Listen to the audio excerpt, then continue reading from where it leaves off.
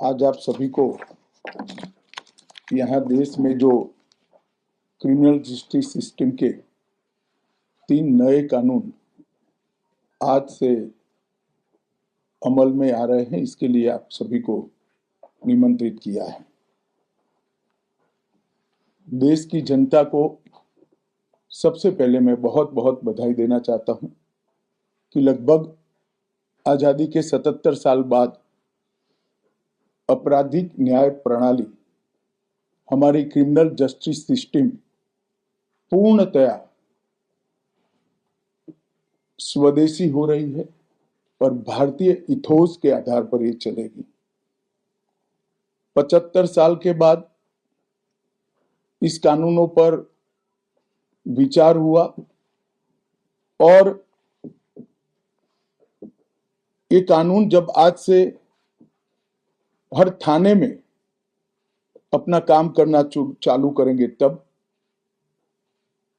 अंग्रेजों के बनाए हुए कानून निरस्त होकर भारत की संसद ने बनाए हुए कानून आएंगे। दंड की जगह न्याय लेगा, देरी की जगह स्पीडी ट्रायल और स्पीडी जस्टिस मिलेगा।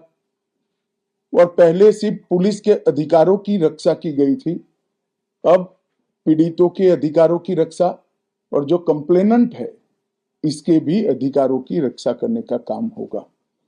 तो एक नए नजरिए के साथ ये तीनों कानून आज सुबह से ही, मतलब कल मध्य रात्रि से काम करना शुरू किए हैं। अब इंडियन पिनल कोड, जिसको आईपीसी कहते थे, 1860 से जो कानून था, इसकी जगह बीएनएस भारतीय न्याय संहिता आएगी। क्रिमिनल प्रोसीजर कोड, जिसको सीआरपीसी कहते थे, जो 1898 से अमल में था, इसकी जगह भारतीय नागरिक सुरक्षा संहिता बीएनएस आएंगे। और इंडियन एविडेंस एक्ट 1872 से जो इस देश की क्रिमिनल जस्टिस सिस्टम को गवर्न करता था, इसकी जगह भारतीय साक्ष्य अधिनियम बीएसए लागू होगा।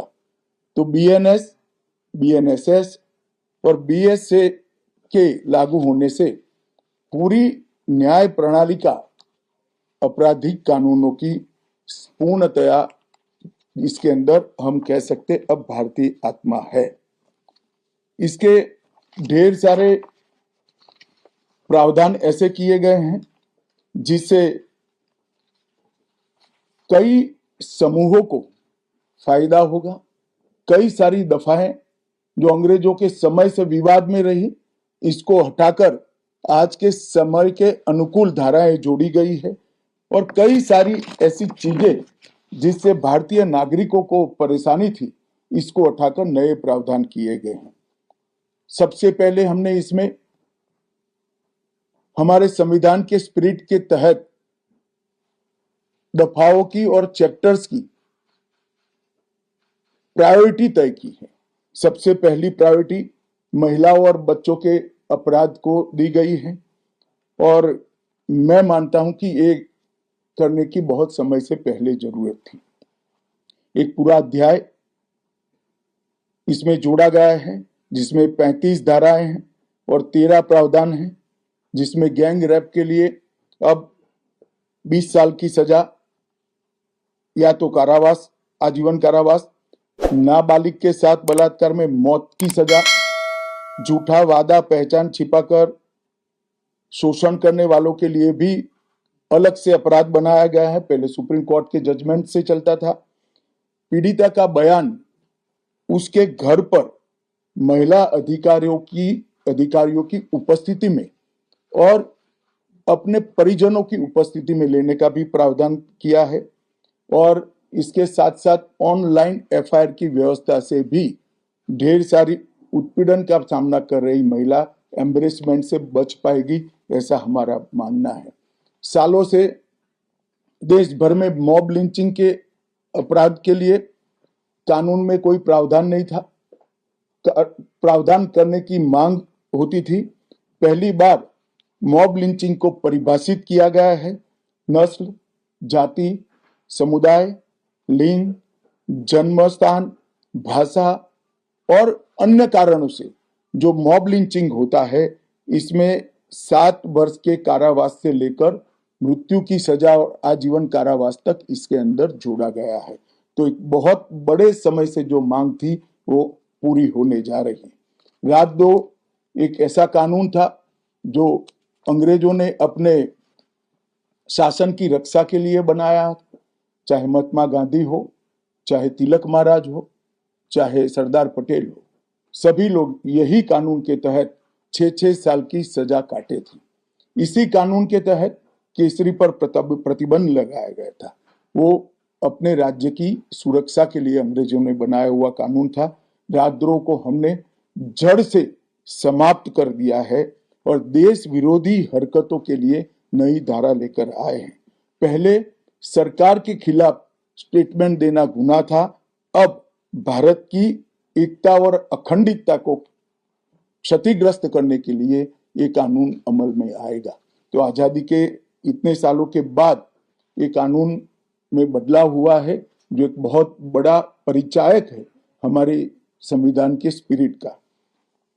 मैं आप सभी के सामने बड़े विश्वास के साथ कहता हूं कि ये तीनों कानूनों के पूर्ण स्पिरिट के साथ देश भर में लागू होने के बाद ये कानून सबसे आधुनिक न्याय प्रणाली का सर्जन करेंगे। टेक्नोलॉजी को हमने न केवल अपनाया है, आने वाले 50 सालों तक टेक्नोलॉजी में जो भी अनुसंधान होने की संभावनाएं हैं, इस सबको कानून के अंदर हमने व्याख्या के तौर पर समाहित किया है, जैसे आने वाले समय में भी जो अनुसंधान होंगे वो व्याख्यायित किए गए। ये विश्व की सबसे आधुनिक न्याय प्रणाली बनेगी, इसका मुझे विश्वास है। कंप्यूटराइजेशन की प्रक्रिया ऑलरेडी पूरी हो गई है। 99.9% थाने कंप्यूटराइज हो चुके हैं। ई रिकॉर्ड जनरेट करने की प्रक्रिया भी हमने 2019 से ही चालू कर दी थी। 0 एफआईआर, ई एफआईआर, चार्जशीट और जवाब, ये सभी डिजिटल होगा। किसी को बड़े बड़े जेरोक्स निकालकर करने की जरूरत नहीं है। 1 लाख पेज की चार्जशीट भी एक छोटे से पेन ड्राइव से जजेस के सामने जाएगी और पक्षकर्ताओं को दिए जाएगी। 90 दिन के अंदर इस कानून में पीड़ित को, जिन्होंने न्याय की गुहार की है, उनको अपने केस का प्रोग्रेस ऑटोमेटिकली ऑनलाइन भेजा जाएगा। हमने इसके अंदर 7 साल और उससे ज्यादा सजा वाले सभी गुना में फॉरेंसिक की टीम की विजिट को कंपलसरी कर फॉरेंसिक एविडेंस को कानूनी जामा पहनाने का काम किया है। मैं मानता हूं कि इससे बहुत फायदा होगा। दोष सिद्धि का प्रमाण हम बहुत आगे तक ले जा पाएंगे। साक्ष्यों की रिकॉर्डिंग और जांच पड़ताल में रिकॉर्डिंग की अनुमति दी है। वीडियोग्राफी को सर्च और सीजर के वक्त पर अनिवार्य किया है, जिससे किसी को फंसाने की कोई साजिश न हो पाए। ई बयान बलात्कार की पीड़िता का या छेड़खानी की पीड़िता का ई बयान को भी कानूनी माना गया है और कोर्ट में ऑडियो वीडियो के माध्यम से पेशी करने का भी प्रावधान हमने किया है। ई पेशी में गवाह, आरोपी, विशेषज्ञ और पीड़ित सभी को कानूनी जामा पहनाने का काम किया है। इसमें जो फॉरेंसिक विजिट को अनिवार्य बनाया गया है, इसको हमने दूरदर्शिता पूर्वक काम कर नेशनल फॉरेंसिक साइंस लेबोरेटरी 2020 में बनाकर इसके लिए ट्रेन मैन पावर का सर्जन का काम ऑलरेडी कर चुके हैं। मुझे पूरा भरोसा है कि 3 साल के बाद इस देश में हर साल 40,000 से ज्यादा ट्रेन मैन पावर का फोर्स हमारी कानूनी क्रिमिनल जस्टिस सिस्टम की सेवा में उपलब्ध होगा। कन्विक्शन का रेशियो इसके माध्यम से 90% तक ले जाने का हमने प्रावधान किया है और फॉरेंसिक इंफ्रास्ट्रक्चर को बढ़ाने के लिए अभी हमारी कैबिनेट ने निर्णय किया है और 9 राज्यों में फॉरेंसिक साइंस यूनिवर्सिटी के कैंपस खोले जाएंगे और 6 सेंट्रल फॉरेंसिक लेबोरेटरीज को भी हमने करा है। ये कानून विक्टिम सेंट्रिक।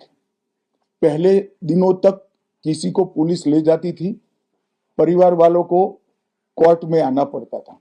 अब हमने कंपलसरी किया है कि हर थाने में रजिस्टर होगा और ई रजिस्टर भी होगा कि कौन सा अपराधी पुलिस की कस्टडी में है, जिससे हेबियस के माध्यम से कोर्ट में नहीं जाना पड़ेगा। तलाशी और रेड दोनों स्थिति में वीडियोग्राफी की जाएगी, जिससे पुलिस के अधिकारों का दुरुपयोग न हो पाए। और हमने अपराधियों को बेल को भी लंबे समय तक लंबित केसों में कानूनन बना दिया है, जिसमें एक निश्चित समय मर्यादा अपराध के अंदर जो सजा है उसके अनुपात में हो जाने के बाद जेल सुपरिटेंडेंट की जिम्मेदारी होगी कि इसको बेल पर रिहा किया जाए। तो इसके लिए कोर्ट में किसी को जाने की जरूरत नहीं पड़ेगी। इसमें विक्टिम को अपनी बात रखने का मौका मिलेगा, इंफॉर्मेशन का अधिकार मिलेगा और नुकसान के लिए क्षतिपूर्ति का भी अधिकार पहली बार भारतीय कानूनों में हम करने जा रहे हैं। 0 एफआईआर, विक्टिम की एफआईआर की प्रति की निःशुल्क प्राप्ति और 90 दिन में जांच का रिपोर्ट देने से इससे बहुत बड़ा फायदा होगा। समय पर न्याय, लगभग 35 न्याय प्रणाली की 35 धाराओं में हमने समय मर्यादा निश्चित की है और ये टेक्निक के आधार पर प्रोसीडिंग्स होने के कारण भी समय पर न्याय मिलेगा।